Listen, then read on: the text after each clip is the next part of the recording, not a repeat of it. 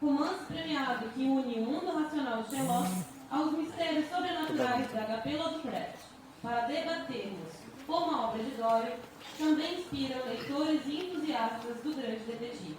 Por favor, então, os nossos convidados podem seguir.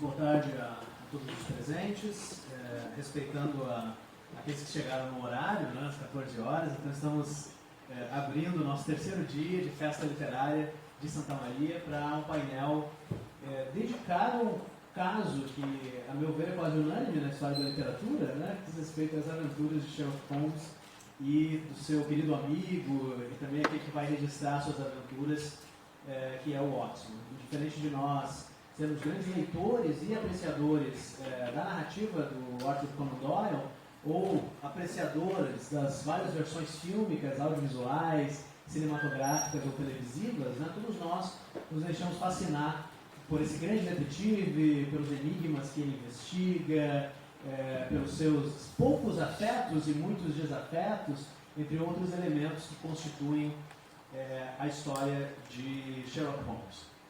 Eu trago aqui para vocês, para a gente abrir a nossa tarde, antes de introduzir os nossos convidados, o que aconteceu numa noite de setembro de 1889, quando um editor norte-americano chamado Joseph Stoddard, que então editava uma importante revista literária chamada Lincott's Monthly Magazine, foi a Londres para encontrar dois jovens e então proeminentes escritores para encomendar duas novelas, dois romances para serem publicados em números futuros da Lincott.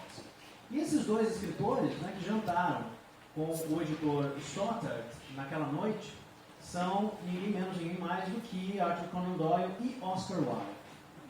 E naquele jantar memorável, o Stoddard acabou encomendando duas obras. Uma delas é O Enigma dos Quatro e a outra o retrato de Dorian Gray, que muitos de nós conhecemos. Na FLISM do ano passado, nós tivemos um painel dedicado, né, a esse obscuro dungeon, né, que esconde, guarda no seu sótão um retrato amaldiçoado. E nada mais justo do que dedicar, então, um painel da segunda edição da FLISM a um personagem literário, né, que produziria um encontro no mínimo insólito. Né? Assim como Conan Doyle e Oscar Wilde jantaram com esse editor, naqueles idos de 1889, nós podemos imaginar o que teria acontecido se Dorian Gray encontrasse, né, o nosso famoso detetive, e será que Sherlock Holmes teria, né, decifrado rapidamente o enigma, né, desse Dorian Gray. Para que a gente possa conversar sobre o fenômeno Sherlock Holmes, e eu acho que fenômeno é uma palavra mais do que adequada, né, uma vez que esse personagem assim, compreende no século XX o que pouquíssimos, talvez nenhum outro personagem conseguiu, nós convidamos os professores Azé Cordenons e Emanuele Coimbra, dois leitores das aventuras de Sherlock e Watson e também dois recriadores do mundo do detetive. Azé com a série juvenil Sherlock e os Aventureiros e Emanuele como a tradutora de A Sabedoria dos Mortos, do espanhol Rodolfo Martínez, um romance que mescla o mundo lógico e preciso do grande detetive com os mistérios arcanos de H.P. Lovecraft. Eu separei aqui 5 questões que eu vou fazer a eles no decorrer do nosso painel, que vai durar em torno de 30 minutos, 40 minutos, dependendo da empolgação dos nossos convidados, para que depois a gente possa abrir, né, para as perguntas, para que a gente possa conversar a respeito das nossas predileções e gostos no que tange a Sherlock Holmes. Então, vamos começar perguntando a Emanuele e depois ao Cordenonce o que mais vocês gostam nos livros de Sherlock Holmes. Emanuele? Boa tarde a todos. É um prazer estar aqui na festa literária. Muito obrigada aos organizadores pelo convite. Para mim é um prazer estar aqui falar desse autor, desse livro que me agrada tanto. O que eu mais gosto nos livros do Sherlock Holmes, então, é que eles juntam duas coisas que eu gosto muito em literatura, que são histórias interessantes e também processos interativos. Eu sempre fui na minha formação como leitora, as histórias de suspense com algum elemento sobrenatural sempre foram as minhas preferidas. Eu optei por fazer o curso de letras por conta da literatura. Durante o curso, acabei me direcionando para a linguística e fazendo mestrado e doutorado em linguística por alguns motivos que no momento não vêm ao caso, mas a literatura foi a minha maior motivação. Além disso, eu sou uma pesquisadora. Eu sou uma investigadora, né? E o que me atrai muito nos livros, que me fascina muito, é justamente essa capacidade de observação, de análise e deduzir, chegar a uma conclusão a partir dessa observação. E isso é o que eu mais gosto nos livros do Sherlock, nesse personagem. Enfim, outra coisa que eu gosto muito é a relação entre o Sherlock e o Watson. Para mim, é uma das relações de amizade mais fascinantes da literatura. E, enfim, essa amizade, como ela se constrói desde o início, e essa fascinação do Watson, como se cria pelo Sherlock. E, além disso, o contraste entre os dois personagens, né? O Sherlock com esse raciocínio dedutivo, racional, e o Watson que é um ser humano como nós, né? Com as suas inseguranças, com seus medos. E me parece, para mim, é muito interessante como Doyle trata isso, como ele cria essa personagem Watson para que a gente se conecte justamente com o Sherlock, que é um ser mais inatingível. Bom, primeiramente, então, boa tarde a todos e obrigado a FISP pelo convite. Festa é sempre bom participar, né? Está sempre ativo para isso. E na verdade, a minha ligação com Sherlock em relação ao meu interesse inicial foi porque eu sempre fui um leitor de gênero. E eu entrei na literatura pela literatura de gênero policial, mas não pelo Sherlock, pela Agatha Christie.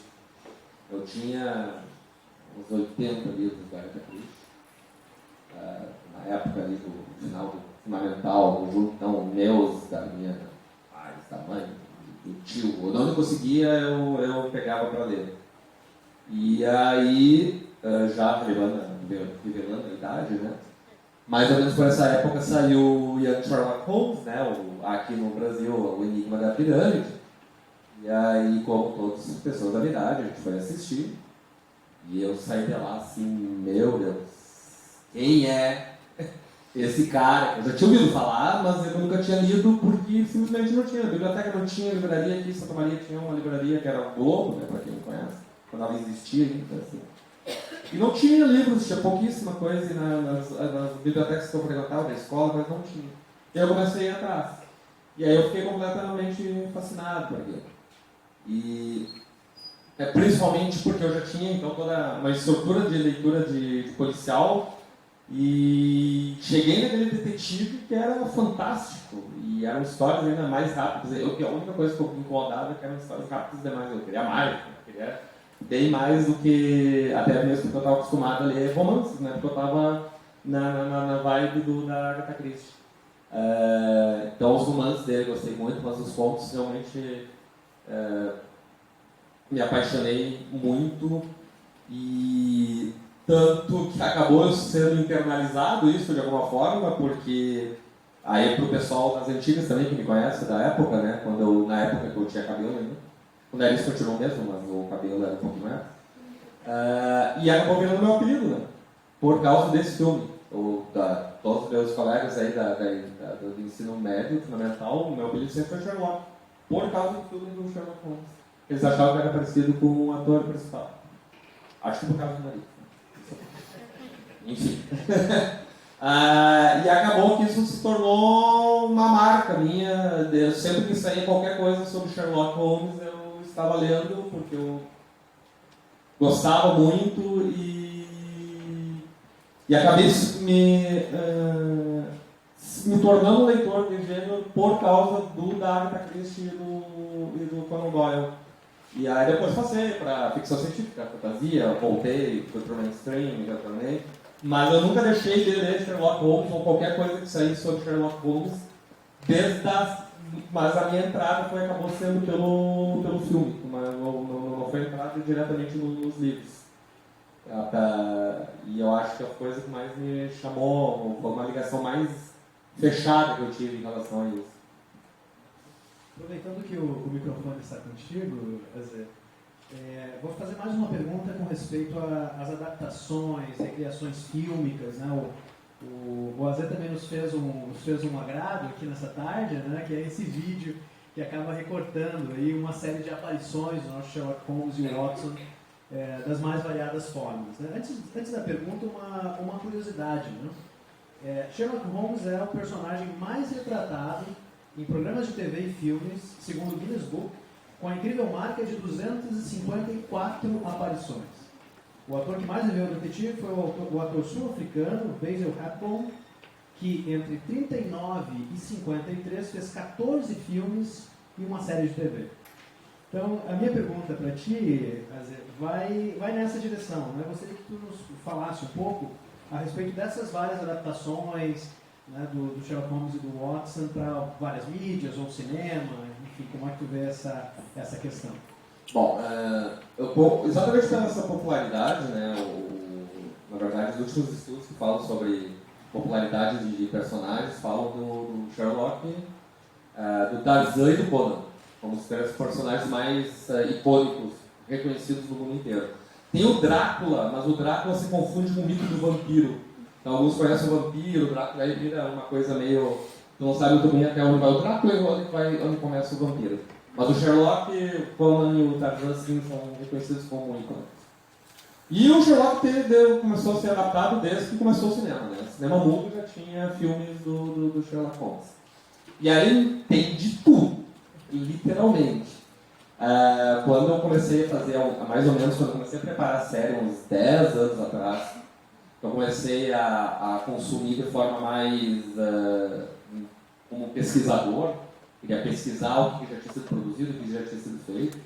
Eu vi, olha, uns quase 200 filmes aí, desses 245 eu devo ter visto perto de uns 200. E assim, tem muita coisa assim que eu gostaria de ter feito outra coisa no meu tempo. Tem coisas assim, exatamente porque ele era um personagem que vendia muito, todo mundo queria fazer, né? Então nós temos Roger Moore, Sherlock Holmes. Tem um filme dele, inclusive quando ele já fazia o 007, que é horroroso. Tem um Evan Higgins, que talvez vocês conheçam pelo Etar do jovem Sherlock Holmes,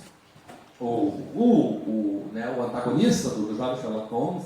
Ele fez o Moriarty, né, o Etar, e ele faz um filme como Sherlock Holmes. É um dos poucos atores que fez os dois, que se chama O Retorno do Sherlock Holmes, e ele acorda de animação suspensa em 1993, em São Francisco, na rua Baker Street, depois de um terremoto, e aí uma médica que está por ali, por acaso, que trabalha com a polícia, está ali, aí ajuda ele, aí ele corta com os cabelão, aí ele resolve ficar com os cabelões, e começa a dar em cima da moça, tem um relacionamento com a moça.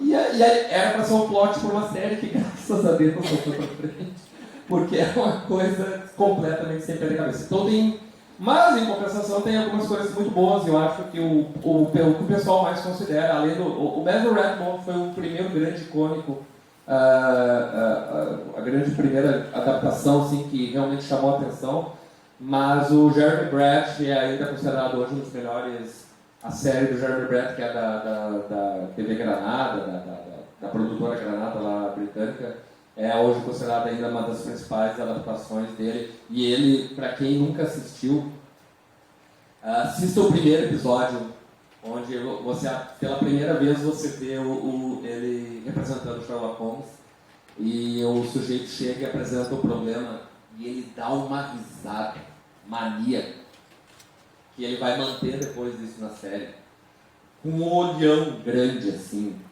que lembra o Benedict, quando ele fala que ele é um sociopata altamente funcional. E é exatamente isso. Ele, a toda a série de Granada é isso. Ele se coloca como a Manuela falou, acima de todos os outros. E as pessoas vêm desesperadas com ele e ele ri dos problemas. E ele olha assim, eu vou resolver isso com uma gana, com um rosto, assim, tanto que até mais tarde a gente vai descobrir que ele, na verdade, ele tem inclusive problemas mentais, o Jeremy Brett, né, os últimos filmes que ele faz são extremamente complicados, porque tem que parar toda hora, porque ele entra em melancolia, ou em êxtase, porque ele está com o processo mental dele completamente debilitado. Então ele faz até uma campanha muito bonita sobre esse assunto no final. Mas é um dos caras mais interessantes, assim, de tu ver a forma como ele encarna isso, a ideia desse... Quando está resolvendo o caso, um sociopata altamente funcional. É o cara que melhor encarna isso. Em literatura, a gente costuma, na maioria dos casos, né, continuar lendo o livro e a gente se encanta com o personagem quando a gente consegue se conectar emocionalmente com esse personagem. Né? Quantos dos nossos heróis ou heroínas favoritos não são representações de qualidades, elementos, características que nós reconhecemos em nós mesmos. Né? A gente lê literatura para se conhecer também. Só que no caso dos textos do Arthur Conan Doyle, especialmente dedicados às aventuras de Sherlock Watson, nós temos no caso desse protagonista, desse grande detetive, um personagem que a gente raramente consegue se conectar. Então, a partir disso, né, por uma série de razões, né, as qualidades, a inteligência, o conhecimento, o enciclopédico, por aí vai. Em razão disso, pergunto a vocês, por que esse é um personagem tão fascinante? Por que Sherlock Holmes é tão fascinante? Na minha perspectiva, ele é tão fascinante justamente por causa desse pensamento dedutivo, dessa racionalidade dele, dessa capacidade de dedução. Ele é, sim, o maior detetive que nós temos na literatura. Ele é, sim, uma personagem da literatura que é muito difícil de fazer, que é a personagem que sabe tudo, né? É sempre um risco muito grande na literatura para um autor criar esse tipo de personagem, porque ele pode simplesmente correr o risco de ser chato e cansativo, por ser uma personagem que nunca muda. Mas com Sherlock Holmes não é assim. E é por isso, justamente, que ele é tão interessante. Ele sabe tudo, sim, mas ele não se torna cansativo, ele muda. Além disso, o Sherlock Holmes, os livros dele e a personagem, eles são um tratado de dedução mesmo, um tratado da investigação, né? Então, nesse sentido, a personagem em si, ela fascina todo mundo e todas as gerações. Mesmo leitores que não são tão assíduos de Sherlock Holmes, até os meus próprios alunos do Fundamental, que eu posso citar, adoram Sherlock mesmo sem ter lido tanto. Então essa é uma mostra de que mesmo na atualidade ele ainda é um personagem que ele chama a atenção, ele se destaca por conta dessa qualidade dele, que é saber tudo, é deduzir tudo, é chegar a todas as conclusões. Eu acho que isso é um pouco o que nós queremos, né, da nossa vida, às vezes, pelo menos uma vez na vida estar certo. E a questão da história de detetive, história de crime, a grande questão é resolver, né, um mistério. Né? Então, todas as histórias de detetives, a gente quer no momento, em algum momento, nem tanto é a punição, essa que é uma outra questão, né? Tanto que há várias histórias do Sherlock Holmes, desde a Agatha Christie, e todos os outros autores daquela época, e agora também, muitos trabalham nessa ideia. O principal, o que o autor não pode fazer é não entregar uma solução. Ele pode, depois que teve a solução, ver qual vai ser o desfecho daquela solução. Né? Temos o caso clássico, né, do assassinato do Expresso Oriente, né? Que brinca com essa história de que, afinal de contas, a solução, a partir dessa solução, nós vamos ter justiça ou não. E o que é justiça? Sherlock Holmes brinca um pouco com isso. Tem alguns casos que ele deixa para lá. Não, olha, o meu problema é resolver. Eu resolvi. já resolvi agora, a partir de agora, o leitor já sabe disso. Então, eu posso resolver. E alguns ele termina de forma bastante abrupta. Isso fica bem claro, assim, principalmente nos 2 últimos volumes, onde ele já estava fazendo muito mais pela fama, e ele escreve isso, não é algo que, não é algo que a gente pode deduzir, já usando o termo, né? O Conan Doyle mesmo já tinha matado Sherlock Holmes, voltou de novo. Ele estava produzindo, talvez não contando a gana que ele produziu no início, porque ele produziu muito rápido os contos. Basicamente foi em poucos anos. Os 2 primeiros volumes ele produziu em pouquíssimo tempo os contos. Os romances foram mais espaçados, mas os contos foram muito rapidamente. E aí eu acho que essa história dele apresentar uma solução e da gente buscar essa solução, né? A gente quer descobrir o que quer, e aí vem a genialidade do Conan Doyle, porque ele tem uma fórmula que ele construiu entre eles, mas ele mostra um problema diferente para cada um e uma forma diferente de resolver. O grande problema seria se ele resolvesse tudo da mesma forma, né? Que é o que acontece, entre aspas, na vida real, né? Com os detetives reais, acaba aplicando os mesmos problemas para vários problemas. Não, ele tinha que pensar em problemas diferentes, e as pessoas são muito interessadas nos problemas e discutindo os problemas. Até hoje, nos grupos sherlockianos se discute os problemas muitas vezes. Afinal de contas, esse problema poderia ser resolvido assim, daquela forma, e se tivesse acontecido isso, tivesse acontecido aquela outra. Todo livro sherlockiano, seja Conan Doyle ou não, o plot do problema, a maior parte das vezes, é muito importante. É extremamente importante essa questão. Essa diversão do montar o quebra-cabeça, né? Enquanto a gente está acostumado com heróis assim, absolutamente monocromáticos, o bem e o mal, o correto, o ser feito, Sherlock nos dá um personagem fascinado pelo enigma, né? E às vezes é muito mais a questão de resolver o enigma e decifrar o enigma do que uma questão que se resume ao bem e ao mal. E aí tem a questão, já que falou do personagem não ser tão unilateral, a mesma questão do próprio vício dele em cocaína dá uma dimensão que não existia. Você tinha a maior parte dos personagens ou detetives, eles até tinham algumas idiosincrasias, mas não tão pesada quanto essa. E o Conan Doyle coloca claramente, olha, ele é uma pessoa. Apesar de ser ele se chamar cérebro, né, ele disse que não era uma pessoa, ele é cérebro apenas. Ao colocar o vício dele em cocaína, Conan Doyle bota, não, ele é uma pessoa. Mesmo ele achando que não é, ele é uma pessoa. Antes da próxima pergunta, mais 3 curiosidades aqui.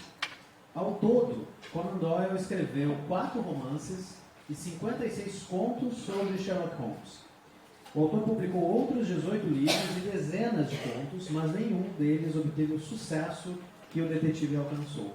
Inclusive, nós sempre fazemos aquela brincadeira de associar o personagem ao autor, né?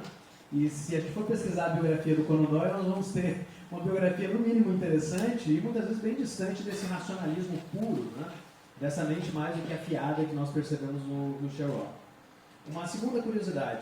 Nas histórias do detetive, Sherlock sempre morou na rua Baker 221B, em Londres. No entanto, o endereço nunca existiu, mas foi criado para sediar o Museu Holmes.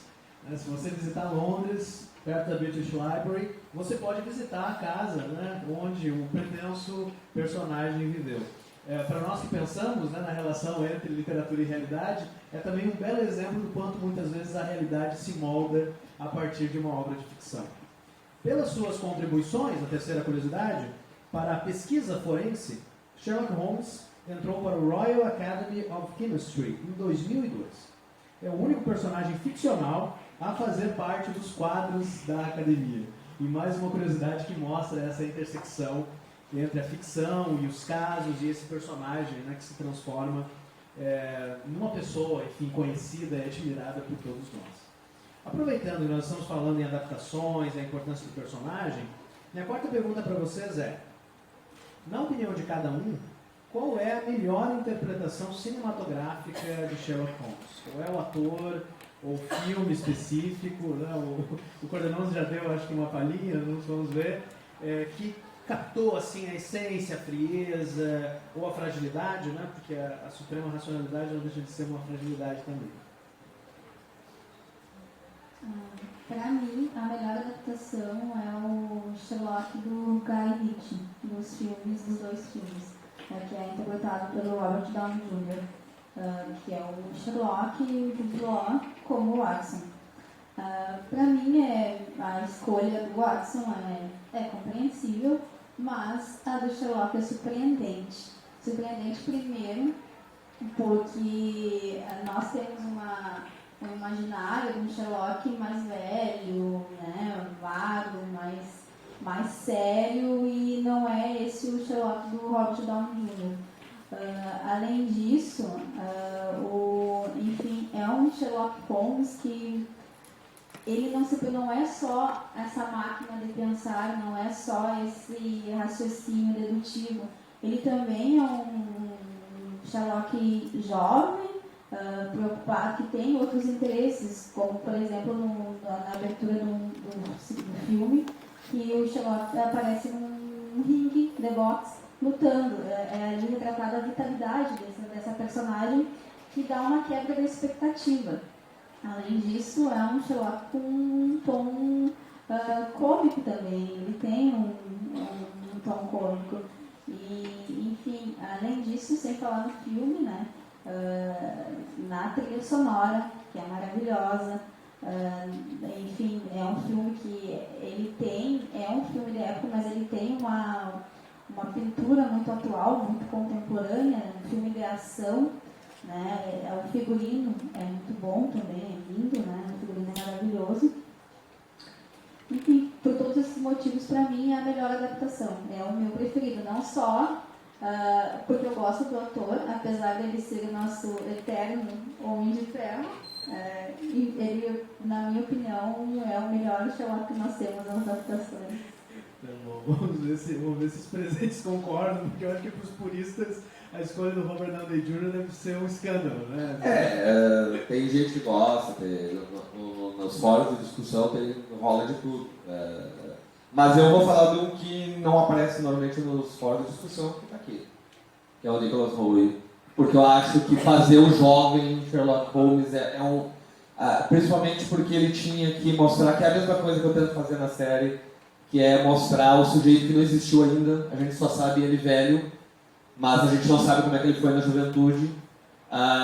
No caso aí, ele se apaixona, ele erra, ele acerta, ele já tem algumas coisas que vai fazer ele a ser o grande Sherlock Holmes, e tem muita coisa que ele não sabe ainda. Então eu achei a interpretação dele. O Nicholas Hoult depois vai se dedicar ao teatro, ele sai da TV, do cinema, e basicamente ele vira um ator de teatro na Grã-Bretanha. Então a gente basicamente não vê mais ele no cinema, na televisão. Mas eu acho a interpretação dele extremamente impactante. E o filme também. E com menção ao Jeremy Brett para a televisão, aí fazendo uma distinção, duas adaptações, uma para o cinema e uma para a TV. Do Jeremy Brett para a TV, eu acho, apesar de achar o Benedict um dos melhores atores da nova geração, e o Sherlock da BBC é fantástico, o Jeremy Brett ainda é meu favorito como intérprete do Sherlock na televisão, das várias adaptações. Inclusive tem uma que terminou agora há pouco tempo, que é russa, que eu só assisti para ver como é que funcionava, porque eu não consegui nenhuma legenda, tá? E russo eu não consegui. Mas é interessante porque os russos adoram Sherlock Holmes, uma coisa que eu descobri nesses últimos anos. Eles consomem, eles têm várias séries completamente feitas na Rússia, feito em russo, que não saem de lá porque eles adoram Sherlock Holmes. Eles têm muitas séries que eles produzem e eles consomem internamente. E essa é uma das que eu vi, assim, que eu só vou poder ver o figurino. É maravilhosa, é linda a série. Assim, você vê, assim, eles tiveram um cuidado fantástico. E é um Sherlock um pouco diferente também, bem mais jovem. O Watson um pouco mais velho e o Sherlock bem mais jovem. Mas é maravilhosa e linda, pelo menos. E tem essas coisas aqui também, né? São os vários desenhos adaptados que eu peguei alguns também para trazer aí. Todo mundo gosta de brincar com Sherlock. Já que tu mencionaste o Benedict Cumberbatch, né, que é um outro exemplo também interessante, né, porque a gente tem dois projetos contemporâneos. A ideia é basicamente a mesma, né? E se Watson e Sherlock vivessem hoje, né? resolvendo crimes com elementos tecnológicos e tal, e você tem um primeiro projeto feito pela BBC em Londres, protagonizado pelo Cumberbatch, o Doutor Estranho, para usar a referência Marvel aqui, já que a Emanuele trouxe, e você tem uma série com o mesmo preceito, só que ao invés de se passar em Londres, se passa em Nova York, e no qual nós temos, né, o Watson sendo vivido por uma atriz e o protagonista sendo vivido pelo Jeremy Miller. E duas séries produzidas ao mesmo tempo, para quem vê uma, são duas séries muito diferentes e ao mesmo tempo as duas apaixonantes, né, por focarem duas interpretações e visões muito diferentes desses dois grandes personagens. Indo para a reta final da nossa discussão, antes da gente abrir para perguntas, eu gostaria agora de perguntar a vocês a respeito dos projetos específicos, né? O André e a Emanuele também foram convidados para esse painel, porque não só apreciam Conan Doyle e Sherlock Holmes, mas porque levaram essa apreciação para a vida profissional também, para a vida artística. Né? Nós temos, primeiramente, um projeto, né, já de uma década, aí, do Cordenonze, né, um homem de muitos projetos, né, André?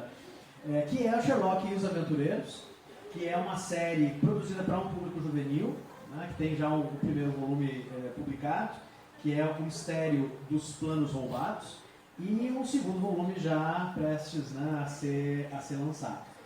Vamos começar contigo então, Sherlock e os Aventureiros. Nos fala um pouco a respeito da ideia, né, para essa série, quais são os elementos e o que exatamente tu tenta trazer da tua leitura de Conan Doyle para a tua escrita. Bom, na verdade aí eu tentei trazer tudo que eu sabia e deixava de saber e tentar resolver alguns problemas levantados. Na verdade, o Conan Doyle, infelizmente, ele não tinha a wiki do George Martin, né? O George Martin vive falando que ele usava a wiki dos fãs para poder escrever os livros, porque ele não se lembrava das coisas que ele tinha falado, as milhares de personagens. E o Conan Doyle fez uma bagunça, né? Na verdade, a cronologia do Sherlock Holmes ela é muito bagunçada. Tem teorias sobre quantas esposas Watson teve, tá? Que vai de 2 a 6. Então a gente não sabe muito bem. E ele não teve filho com nenhuma delas, pelo menos não nos livros, isso que é o mais engraçado. Ele não teve, nos livros não aparece em nenhum momento que ele teve algum filho ou filha com qualquer uma das esposas. E ele ia matando as esposas. Qualquer momento aparecia lá, morreu. E tu não sabe qual esposa que ele está falando que morreu. Então tinha realmente uma bagunça. Esse é o meu primeiro problema. O segundo problema é que os fãs do Conan Doyle são bem chiitas. Assim. Então eu fiquei, meu Deus, vou escrever isso aqui, o cara vai descobrir que a cueca do Sherlock Holmes do episódio tal não era dessa cor. E aí eu vou ter problemas. Então eu levei muito tempo, porque era muito tempo também descobrindo o tom que eu queria dar para ele. Até que eu cheguei numa solução. E a ideia era fazer um por infanto juvenil e era para fazer também para trabalhar dentro de escola. Eu tinha essas duas coisas na cabeça. Sim, a literatura vai para qualquer lugar, vai para a literatura, vai para as livrarias, mas eu acho que é interessante. É um livro interessante, um bom personagem para trabalhar dentro do ambiente escolar. E aí eu consegui bolar uma ideia de juntar todas as coisas, tudo que eu estava pensando. E criei uma metodologia dessa forma como Sherlock vai crescer e se tornar o maior detetive do mundo, que é através de exemplos, através de outras pessoas. Ou seja, ele vai ter aquela brincadeira, né? Eu só enxerguei mais longe porque estou subi no ombro dos gigantes. Então ele vai encontrar diversas pessoas interessantes, cientistas também mais ou menos da idade dele, e é onde ele vai, com cada um deles, descobrir alguma coisa. Então, nesse primeiro aqui, ele vai encontrar o Nikola Tesla, que vai ensinar algumas coisas para ele. No segundo romance, que vai ser lançado agora, que é o Problema dos Cálculos Maquinários, que vai ser lançado dia 28, agora de setembro, ele vai encontrar a Ada Lovelace, que é considerada a mãe da computação. Então ele vai aprender com ela que existe algo chamado criptografia, que a lógica, eu posso aplicar matemática, não só lógica pura dedutiva, mas matemática, como ele brinca em alguns casos, depois o Conan Doyle. Então ele vai começar a aprender com cada uma dessas pessoas que ele vai encontrar, ele vai aprender alguma coisa. E vai juntar tudo isso para se tornar o maior detetive do mundo. Essa era a intenção que eu tinha ao escrever esse livro. E também é um livro atual. É um livro sobre jovens que sofrem o preconceito da sociedade por serem jovens. É um livro de uma moça, a Irene Lupin, que é filha do Arsène Lupin, que é um personagem literário também, que não quer ser a mulher dos anos do século XIX. Ela quer tomar as próprias decisões. É o caso do Nikola Tesla, que o meu Nikola Tesla é órfão e vive na rua e que é roubado por adultos só por ser criança. É a história do Sherlock Holmes, que por ser diferente, por pensar diferente, é desprezado pelos colegas. Então isso é uma história atual. Por trás de tudo isso é uma história atual, onde eu trabalho com esses elementos para contar uma história atual da nossa juventude atual, né? Que é o que, no final das contas, é o que a gente sempre traz. Não importa se a gente está escrevendo século XVI, XVII, século VI, a gente sempre está falando da nossa atualidade. Depois, aqueles que quiserem dar uma olhada, né, no Sherlock e os Aventureiros, nós temos ali na mesa da VEC, além do lançamento, de um dos lançamentos da FLISM, que é A Sabedoria dos Mortos, que é um romance, no mínimo, interessante, né, porque ele vai aglutinar dois universos literários bem diversos, né, que todos nós apreciamos. De um lado, né, as aventuras de Sherlock Holmes, e do outro lado, os enigmas, os mistérios, os monstros, os horrores de H.P. Lovecraft. E que é de autoria do Rodolfo Martínez, né? A Emanuele foi convidada para traduzir esse romance do espanhol. Então eu gostaria que tu nos falasse um pouco a respeito desse processo, dos desafios, das surpresas, enfim, de como foi trabalhar em A Sabedoria dos Mortos, ou romance do Rodolfo Martínez. O Rodolfo Martínez, ele é referência na Espanha, na literatura fantástica. O Sabedoria dos Mortos, ele faz parte de uma série. Ele é o primeiro livro de uma série de 4, né? Tem 4 livros. Nós já temos confirmado que vamos traduzir o segundo, né? Os Arquivos Perdidos, né? O segundo, Os Arquivos Perdidos. A Sabedoria, ele ganhou um prêmio em 1996, que foi o prêmio Astúrias, na Espanha, que é bastante conhecido. Enfim, foi uma tradução feita a 4 mãos. Eu fiz a tradução do espanhol, a primeira tradução, que é a minha língua, né, que é com que eu trabalho. Além de ter sido um prazer enorme traduzir o Rodolfo, porque enfim, a narrativa dele é muito boa e a história é muito envolvente, também eu tive várias surpresas durante a tradução. Né? Ele não é só um encontro inusitado entre o sobrenatural e o raciocínio lógico, ele também traz outros elementos, traz outras referências. No livro a narrativa do Rodolfo é muito interessante, porque ele faz também todo um repasso de toda a obra, de todas as obras do Holmes, né? De todas as obras do Doyle. E é muito interessante como o autor ele costura tudo isso na obra, traz referências a todas elas. Além disso, ele traz outras referências a outras obras bastante inusitadas. Uma delas que me deu uma alegria muito grande de ter visto é o Alice através do espelho.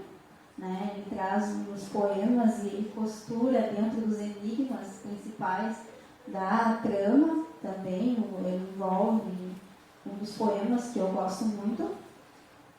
Além disso, tem uma disputa, eu não posso falar muito, né, porque eu quero que vocês leiam o livro, mas há uma disputa do livro, né, do Necronomicon, pela Aurora Dourada, que é apenas a seita mais mística, mais famosa que nós conhecemos, né, a ordem mais famosa, sem falar em outras personagens da vida real também, que elas estão na obra, como o próprio Conan Doyle, que ele é editor do Watson, na obra e aparece, né? E, enfim, também há outras referências bem inusitadas. Temos Neil Gaiman também, temos referência a Neil Gaiman na obra, e não vou dar maiores detalhes, né? Mas é para deixar vocês curiosos. Enfim, a narrativa do Rodolfo também, ela é muito histórica. Para mim foi uma surpresa, porque eu não sou uma leitora de Lovecraft. Eu não, apesar de gostar muito do terror sobrenatural, da parte do sobrenatural, eu não tenho uma leitura vasta e foi muito interessante ler através também da pesquisa do Rodolfo. Muito interessante a forma como ele conecta tudo ali. Então ficam aí os dois destaques da nossa mesmo, e eu particularmente recomendo os dois. Sherlock e os Aventureiros é um dos romances juvenis mais empolgantes, rápidos, instigantes que eu tive a oportunidade de ler. E A Sabedoria dos Mortos é uma feliz surpresa, né? O Gaiman fez um conto chamado Estudo em Rosa, né? Que é uma brincadeira com Estudo em Vermelho. Foi publicado numa coletânea dedicada a Sherlock Holmes na década de 90. E é um conto muito bom, mas é um conto muito curto, né? E eu quando li aquele conto, assim, cara, como seria legal ver um romance, né, a respeito desse tema, Sherlock e Lovecraft. E infelizmente o Rodolfo Martínez entrega isso, né? Um romance que é escrito com primazia, é a linguagem, né, do Conan Doyle, a forma como o Sherlock e o Watson dialogam, enfim. E um belo exemplo, eu acho que tanto Sherlock e os Aventureiros quanto A Sabedoria dos Mortos, de tudo aquilo que nós podemos fazer com o personagem em domínio público. Uma das razões é a gente ter uma multiplicação de Sherlock Holmes, né, na contemporaneidade, nos quadrinhos, nos games, nas séries de TV e no cinema, que é um personagem que pertence aí a todas as pessoas, a todos os leitores, né? Não apenas o nosso velho camarada e companheiro de investigações, mas também um personagem, né, que continua convidando escritores, escritoras, produtores, tradutores, né, a brincarem com ele. Agora nós gostaríamos de abrir para a gente conversar um pouco, nós temos ainda alguns minutos, e aí vocês estão à disposição com o microfone para fazerem perguntas aí para o André, para a Emanuele, a respeito.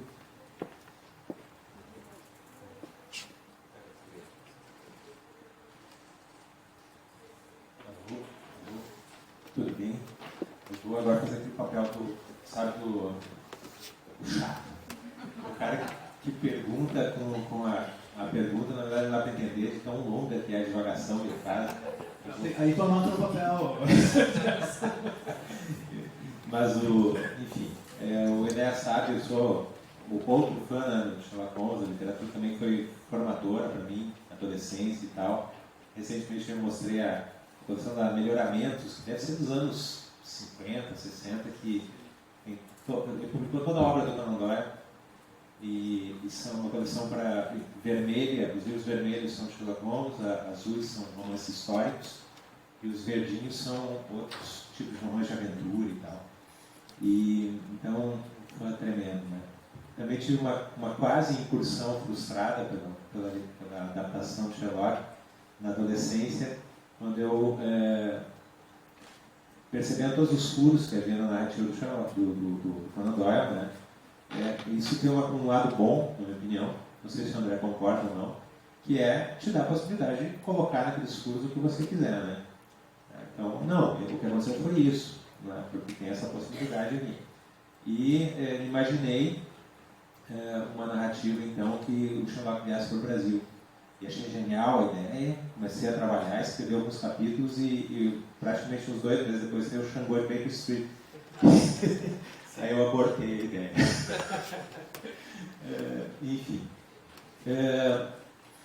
Uma outra questão, uma colaboração. Tá? O Enéas sabe o quanto eu gostaria de sair. Então, eu sou o invejoso que está aqui embaixo, né, chorando. Tá? O pugilismo, ele aparece muito na narrativa do Sherlock Holmes. Ele era pugilista. E eu também acho que a juventude, o Basil Rathbone, periga em várias das realizações, ele é mais jovem do que o Robert Downey Jr. Entendeu? Então, essa é uma perspectiva nossa de visual com relação à idade, mas não a idade real da representação. Não sei se vocês entendem. E ele tem esse aspecto de agilidade e esportividade nos contos do Conan Doyle. Eles estão presentes.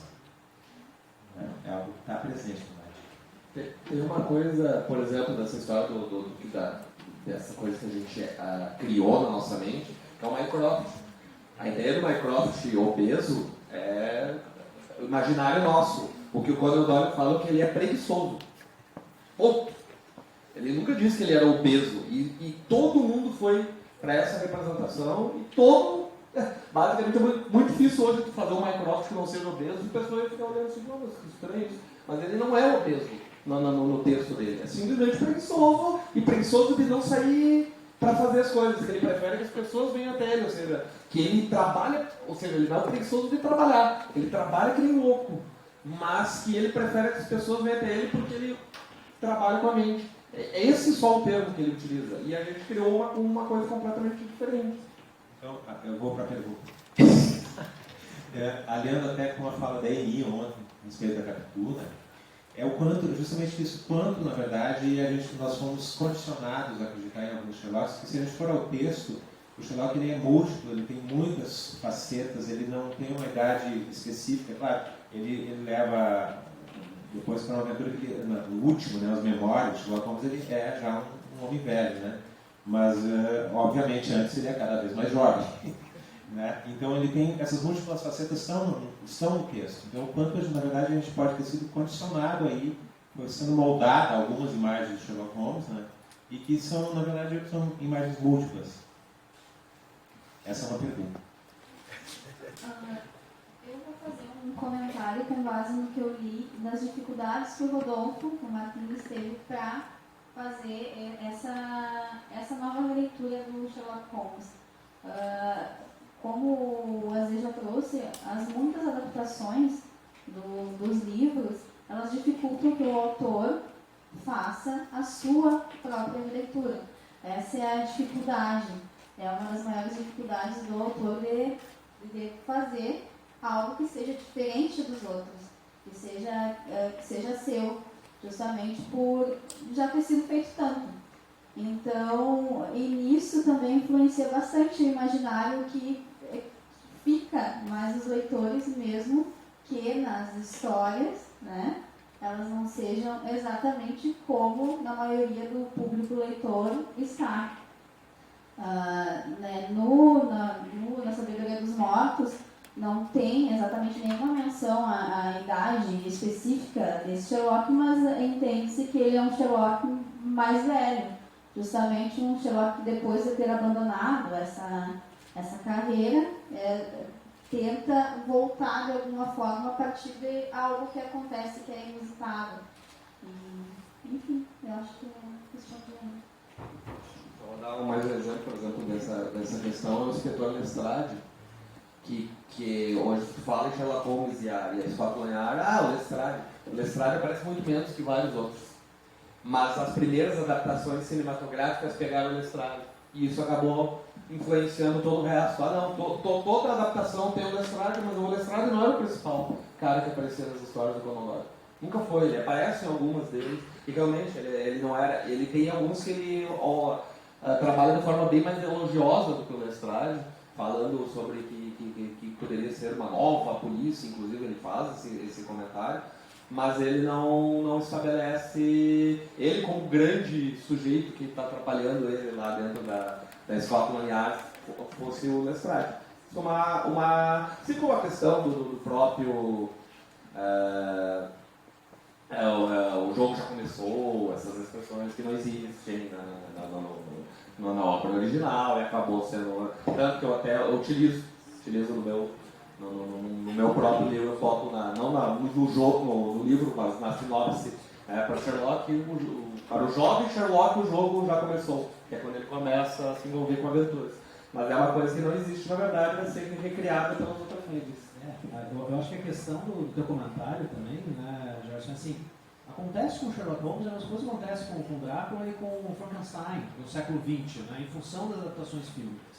Se cria um determinado imaginário solidificado, né, por essas adaptações, e você tem uma imagem, né, é o grande detetive, é o pensador, é o racionalista, é o cachimbo, é o elementar, meu caro Watson, né, que é uma das frases que mais identifica Sherlock Holmes, e é um exemplo perfeito, porque não é algo que está lá nos textos, né, mas que acaba sendo criado, enfim, por essa visão, né, cinematográfica que se dá no século XX. Por isso que eu particularmente, eu gosto bastante do Guy Ritchie, gosto muito dos dois filmes, também por isso, porque tem um verniz de novidade, né, na escolha desse ator, naquela cinematografia mais videoclíptica do Guy Ritchie, mas essencialmente ele vai buscar esses elementos que estão lá no texto, né, essa corporeidade, né, essa movimentação física do Sherlock que a gente não encontra nesse imaginário, né, visual e fílmico do Até mesmo o casamento do Watson. Sim. Que é uma coisa que normalmente não é representada em lugar nenhum das adaptações cinematográficas ou TV, e que pelo menos aí nos livros, no filme eles brincam com isso, né? Que ele realmente casou, faz parte, é uma parte importante da história, da cronologia dele, o casamento do Watson quando ele sai. Deixa ele morar com o Sherlock Holmes. Mas temos tempo para uma última pergunta. Vamos ver se dá tempo. Então, vou fazer a segunda parte da pergunta do Gerson. Mais um comentário também. Existe a BBC, ela fez um blog igual do supostamente igual assim que o Watson estava publicando durante o filme, e as histórias têm várias partes acrescentadas lá. Tem algumas partes que não foram resolvidas. Mas me chama a atenção. Esse blog, se você olhar ele assim na sequência, ele tem um problema de ordem cronológica também em relação à série. Você deve ter acompanhado todos os elementos para você perceber que ali ficou, embora tenha um data, não tem ano. Então acaba acontecendo uma sobreposição. A questão do caso do elefante no apartamento também, que é mencionado na série, que não quero nem falar a respeito, no blog, ele comenta e não resolve a questão existe, mas é um exemplo assim de projetos transmídia também. Ele funcionou. E eu acho que eles quiseram brincar. Eles quiseram também brincar com essa história, porque o Conan Doyle cita 20 e poucos casos que ele não comenta. Então isso é icônico também do texto original. Ele falar sobre esses casos. Olha, o fulano, depois do caso tal, que eu ainda não posso falar sobre o assunto, o gigantesco rato de Sumatra, e vai daí por aí, e deixou essas pistas e não diz o que é, e a gente não sabe o que vai acontecer, de onde é que vai surgir, por que isso surgiu, e aí sim, esses seguidamente aparecem textos, né, de pessoas brincando com isso. Mas eu acho que talvez a BBC tenha brincado um pouco com essa ideia também. Olha, tem outros casos também que em algum momento alguém pode comentar, como quando dá o fez, né? E realmente, concordo, é uma ideia fabulosa de transmídia, ter o blog. Na época que saiu o primeiro, eu acompanhei direto o blog, quando ele botava lá. Era bem interessante de ver, porque na verdade parecia que era o Watson postando, né? O blog dele sobre edição. Bom, agora é uma pergunta, então. Isso aí eu dou. Bom, eu gosto muito do Robert Downey Jr. como o Watson, o Sherlock no século XIX, mas para mim o da BBC no século XXI parece que funciona melhor. Então eu separo as épocas assim, e eu digo esse é o meu preferido. Eu não vi vocês comentarem em Emma Canning a respeito do Sherlock, que faz um episódio também. O Ian McKellen, na verdade, é um filme. Qual é o nome? É uma versão. Mr. Holmes. Isso, Mr. Holmes, que é o Sherlock Holmes na velhice, tá aposentado. Eu li o livro e vi a adaptação. Tem dois livros muito interessantes sobre ele na velhice, para mim é esse e a Aprendiz da Cuidadora de Abelhas, que é quando ele descobre uma menina que está morando, ele está lá no interior de Sussex, lá, cuidando de abelhas, e ele descobre uma menina e ele começa a conversar com a menina, e a menina tem todas as qualidades lógicas que ele prezava, e ele olha para ela fascinado e diz: meu Deus, agora que eu estou morrendo, eu te descubro, tipo, eu descubro o meu sucessor. E aí é uma série de livros, tá? São muito bons os livros, escrito por uma autora que eu não vou lembrar o nome, mas eu acho que essa história do Sherlock velho, o Sherlock já bem idoso, ele traz algumas qualidades importantes que tem no livro, que foi traduzido aqui pela Emily, né? Que é essa questão mais humana. No caso dele, do Holmes, esse drama que ele vive de que a senilidade dele está impedindo ele de resolver o caso. E é um caso importante para ele, então ele fica numa coisa que eu acho que para quem vive da mente é a pior coisa possível. Eu vi a entrevista da autora, agora não sei se é a autora, das abelhas é a autora, agora não me lembro se é a autora, que ele disse que se inspirou no caso dos pais que tiveram Alzheimer. Então ele viu, imagina o Sherlock Holmes com Alzheimer. Ele vive da mente. Então isso é a coisa que tocou nele quando ele começou a pensar na história. Para uma pessoa que vive disso, seria um terror absoluto, seria pior que a morte. E ele se envolve nesse caso. Então eu acho a adaptação não ficou tão boa quanto o livro, tudo bem, né? É o normal. Mas o livro eu acho bastante interessante para quem gosta, assim, ele é bem tocante, até meio às vezes assim, é meio depressivo, assim, mas ele é muito bom. Gostaria de agradecer aos nossos convidados, desejar uma boa tradução do segundo livro, Emanuele, e também um bom lançamento para Sherlock os Aventureiros, volume 2, que vai... o André e o editor correram para fazer o lançamento para a Frisbee, mas não foi possível, né? Não, a Palote acabou atrasando e vai ter que ficar para mais daqui a 2 semanas, dia 28, aqui na Livraria Pena, aqui pertinho, aqui no centro, às 14 horas, sábado. A gente vai estar lançando o segundo volume também. Muito obrigado a vocês e a nossa festa literária continua.